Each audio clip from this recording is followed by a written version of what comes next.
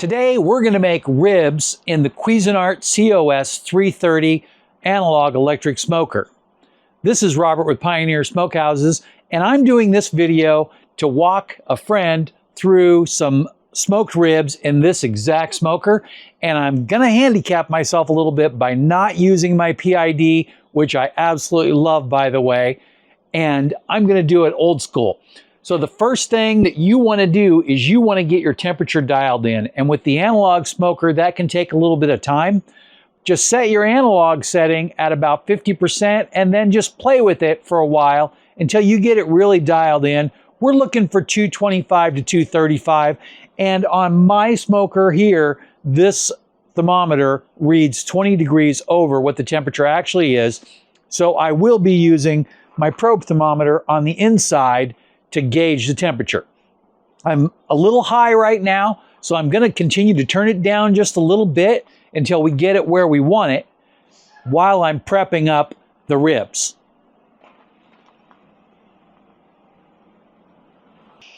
I have my table set up with my ribs, and the first thing I'm going to do is I'm going to go ahead and open them. These came out of the freezer about 4 hours ago, and I rinsed them in cold water, and then I placed them back in the fridge. So the middle of these ribs will probably still be slightly frozen, but I'm not going to worry too much about that. I have done tests before, and frozen ribs smoke just fine. What we have here is a rack of spare ribs, and I'm going to go ahead and I'm going to clean that up a little bit. I'm going to basically turn it into St. Louis. First thing I'm going to do, like always, is I'm going to find a bone near the middle, and I'm going to run my knife through and get that membrane out of there.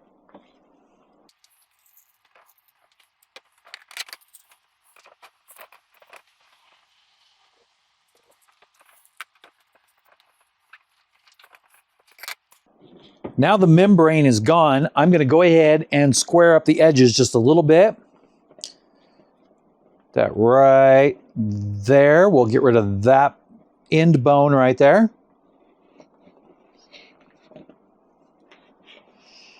All this is good stuff, so don't discard any of that. If you don't cook it today, you can cook it some other time.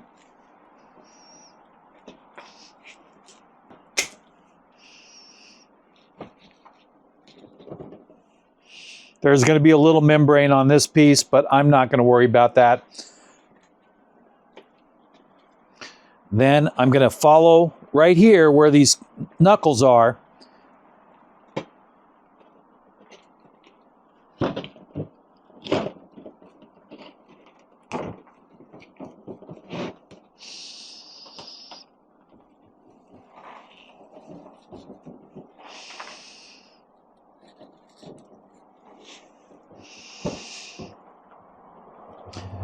Also, I want to trim off a little bit of the edge of this one.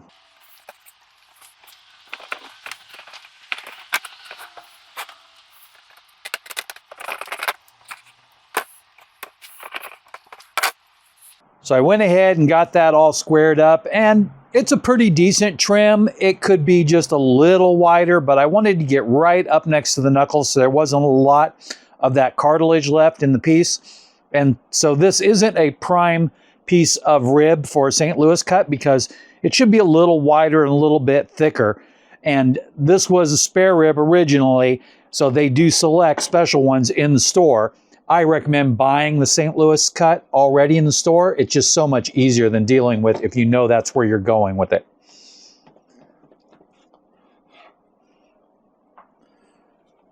Okay, that's it right there. But we have one more issue, and that's this smoker will not fit a whole rack of ribs across it. So we could either put it in a rack and angle it, or we could do what I'm going to do and cut it in half. So you can count the bones and go across. Typically, there's going to be about 12 bones in a trimmed. I'll count those.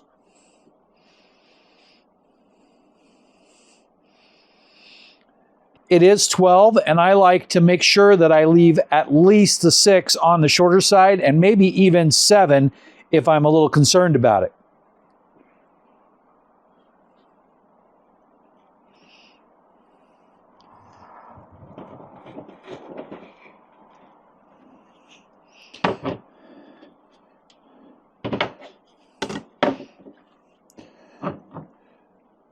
So you can see here what I've trimmed, and the bigger piece is 5 bones and the smaller piece is actually 7 bones.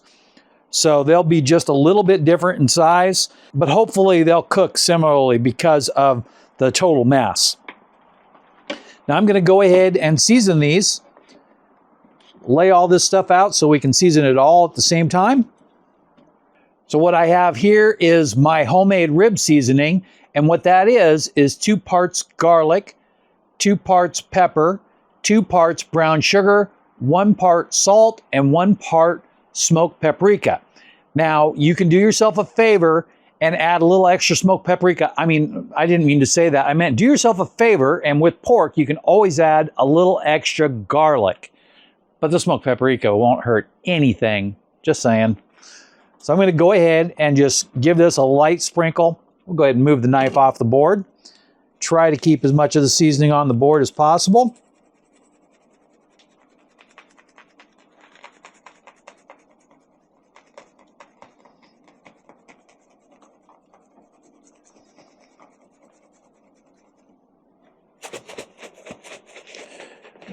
It's always one of my issues that I feel like when I'm done, I never get quite enough seasoning on.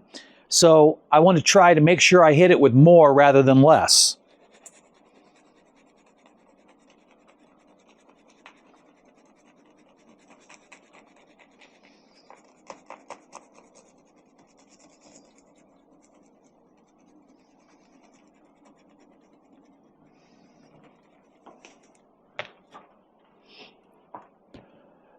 So now I've covered the first side. I'm going to pat it in. And this is kind of why we call it a rub. Then I'm going to go ahead and flip it over and repeat the process.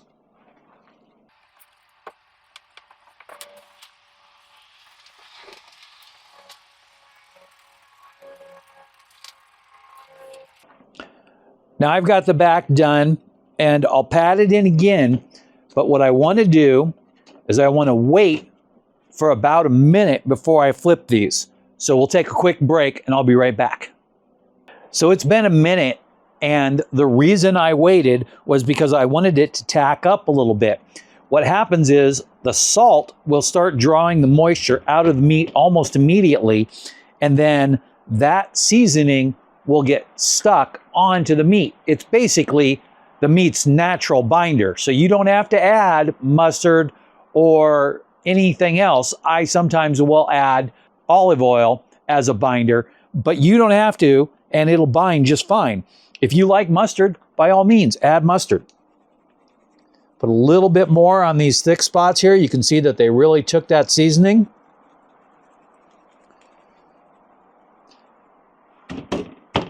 Now we're going to go ahead and flip it over and do it one more time, because we want to make sure that that top side has plenty of seasoning, so that way everything gets that yummy seasoning flavor.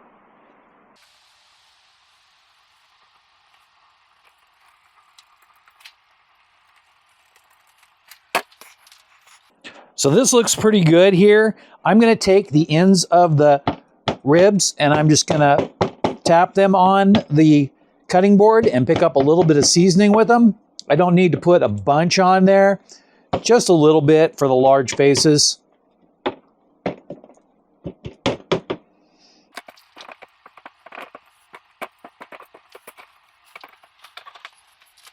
Now the ribs are ready to go in, so I'm going to go ahead and move the table over, and then I'll be able to check my temperature and get those ribs loaded up. So I've been looking at the temperature, and I'll go ahead and just grab that thermometer really quick here, and maybe we can get a picture of that for you. But it is sitting at 235, and the thermometer is on. So that means that it should be above 235 at the current setting. Now, this thing is all wacky, so the temperature up here is not matching anything. So I'm not gonna spend a lot of time worrying about the temperature on this. I'm going to follow the temperature on that. Now I'm going to go ahead and open this up. Keep in mind, this is going to cause a temperature fluctuation. And then, just to make things easy so the thing doesn't close, I'll pull this out just a little bit. That'll hold the door open if it wants to close on me. I'm going to put this one right here. And then this one right here. Throw some of these scraps right on the front. This stuff is going to be done way faster than the ribs, so we'll be able to snack on that during the cooking process.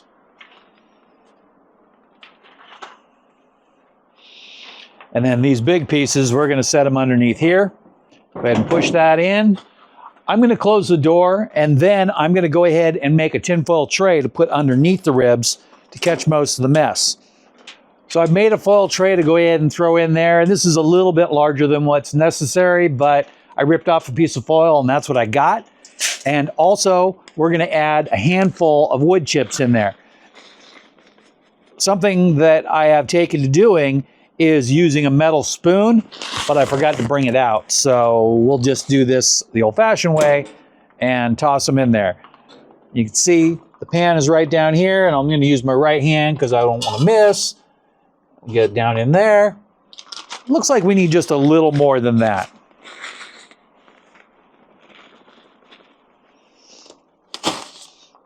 There we go. And down in there like that. Perfect. Now we'll slide this tray in there.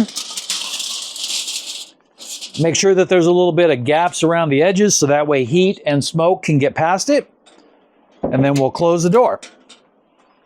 Now I'm going to go ahead and watch this for about a half an hour really closely to make sure that our temperature is where we want it. And then we're going to let it roll for about 2.5 up to 3 hours without really doing much. I'm just going to keep an eye on it, watch the temperature, and if I think that I need to peek in there, I will, but really fast, because if you're looking, you ain't cooking. So let's go ahead and move on. I will see you in 1 second. That should be about 2.5 hours for me. I am back, and it's been about 3 hours, and I was having a little bit of a challenge dialing in the temperature with the analog smoker. But again, if you just stick with it, you will get it. I find that the tray, the foil tray on the bottom, makes it go up kind of slowly. So you do need to be a little bit over when you install that foil tray because the temperature will drop a bit. Now I'm going to go ahead and open this up and take these out here so you can get a look at them. I'm not going to take out these pieces. I'm just going to take out the 2 half racks here. Now this is considered a straight rib smoke cook. We're not doing any 3-2-1 or any wrap like that. But what I want you to see here is I want you to see how the bone has pulled back and then see how nice and soft it is. And the skin is nice and firm. The bark is completely set. If you wanted it moister, you could either spritz it during the process or you could spray on a little bit of olive oil. I like to use the olive oil. It doesn't add hardly any flavor at all, and it just keeps the skin a little bit softer. But since today I had the plan on putting on sauce, I decided not to do that. So I'm going to go ahead and run some clips over the video.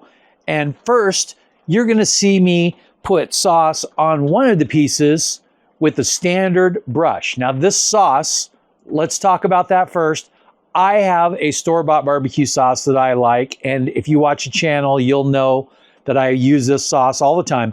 However, I like to add a little bit of whatever the primary seasonings are on the food to that sauce and then warm it up just a little bit.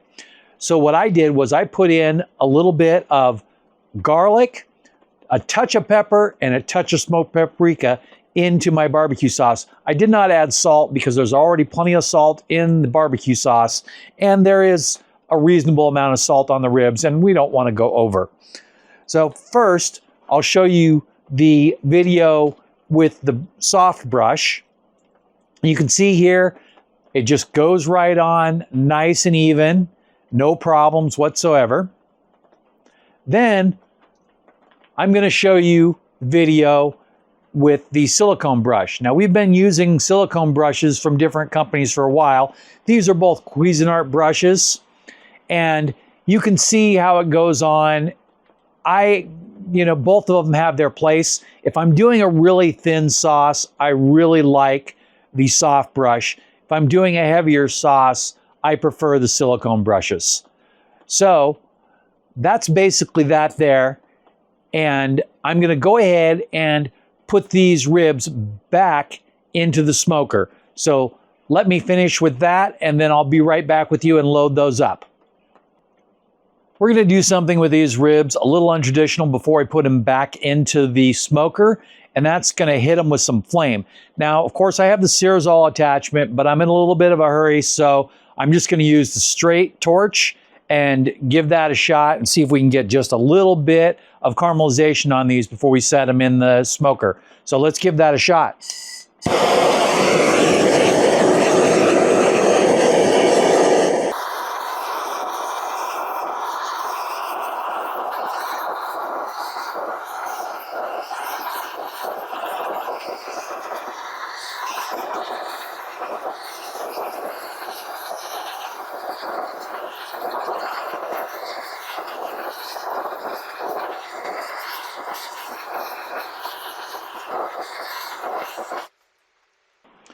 All right, and it looks like it turned out perfect. Remember, fire extinguisher right there. Now I'm gonna go ahead and set these back in the smoker for a couple minutes. It won't be long, and we'll be cutting those and tasting them. That should be about 10 minutes for me, but just 1 second for you. I'm back one last time, and let's check out the ribs. Gonna go ahead and open this up and take these out.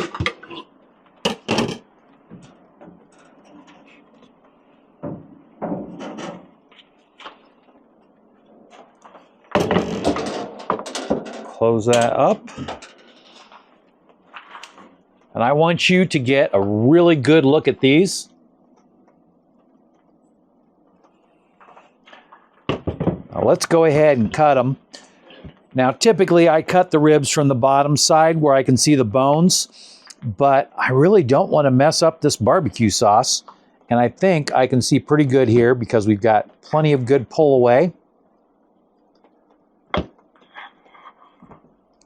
Just like that. And I'm going to go ahead and open that up for you a little bit so you can get a good look at it. Now it's time to get a taste. See the meat, and there's really no smoke ring to speak of, and that's not unusual with an electric smoker.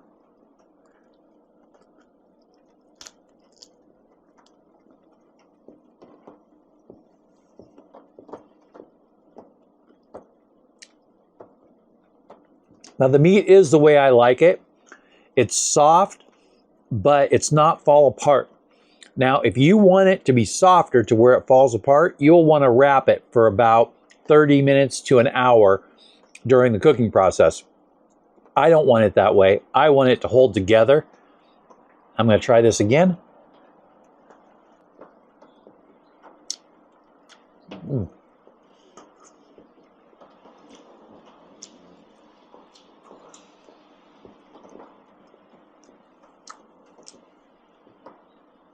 Very happy with the taste. Could have used more pepper. No, really, everything is really good here. I don't use a lot of barbecue sauce on my ribs, so I'm really happy with this because I got just the right amount on there. And that little crisping that I did with the blowtorch was perfect.